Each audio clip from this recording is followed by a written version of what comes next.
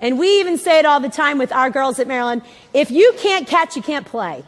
I mean, we have to bring it down back to basics. And sometimes I think we all jump into the next thing and we're super excited to put in this offense. Well, an offense doesn't really work if you can't catch the ball. And this is, again, stuff that we talk about on a regular basis with all of our college players. So we spend at the University of Maryland time every day in practice working on stick work.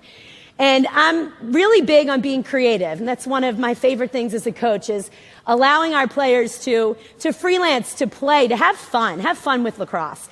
And stick work is a great avenue to do so. Is the more you have a stick in your hand, doesn't matter what you're doing, the better your stick work is going to be. So we're going to throw out some stick tricks and stuff that we work on with our players as well.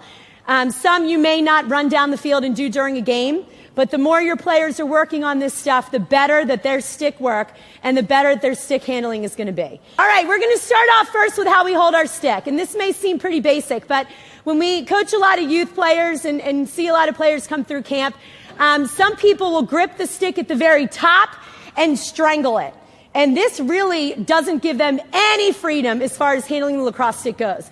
So we're going to really focus on, and you'll see these guys do all of their stick work, gripping their stick around the middle of their stick with a really loose grip.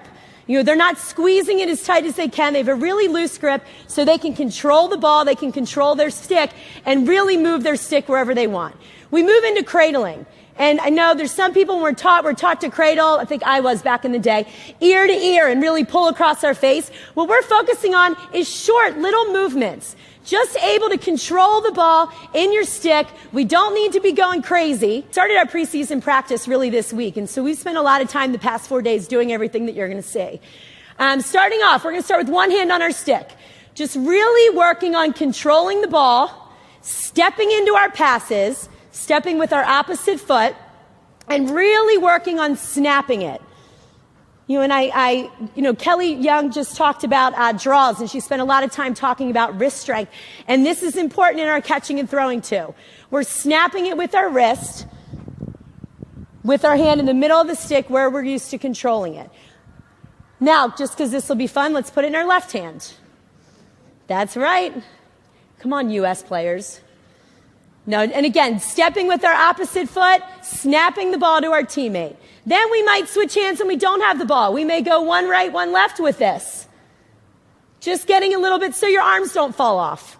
You know, after a little while of doing one-handed stuff, you'll hear your players be like, oh my God. So this is something just to kind of keep it moving, keep it changing. All right, while we're on the one-handed theme, next thing that we'll work on is we'll slide our hand to the bottom of the stick.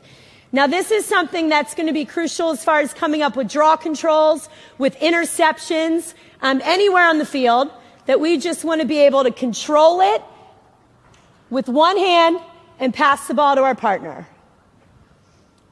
And again, notice these guys are stepping into their passes.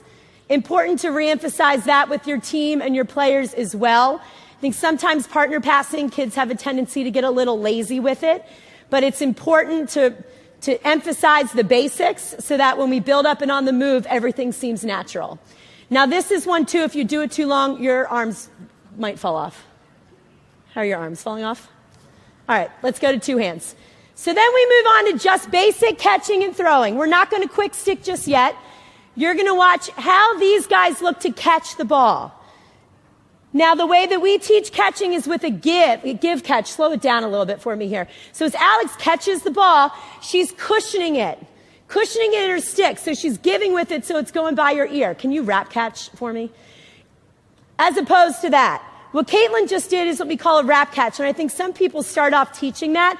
But as the kids start to grow and get at different levels, that's going to get checked out of your stick. So as we catch, you're giving with the ball, and it's kind of like your basketball triple threat position, where now you're in a spot where Caitlin can pass, she can shoot, she can cradle, all because the stick's off her shoulder. Different than if we wrap it in front of us, now you have to pull back to be able to do anything else. So this is something that's really important to build at the young levels, is that we're giving with the ball and cushioning it in our stick and sending back. A way to practice that, too, on fun, if you're really young, I mean, we've even done this before, too. Bring out water balloons. You know, practice with that. I always like to use the analogy of pretend for the kids like you're catching an egg. I don't know, on your mom's dining room carpet or something. You really want to cushion it so that that egg doesn't crack and go everywhere. Just nice and easy, allowing the ball to settle back in the stick.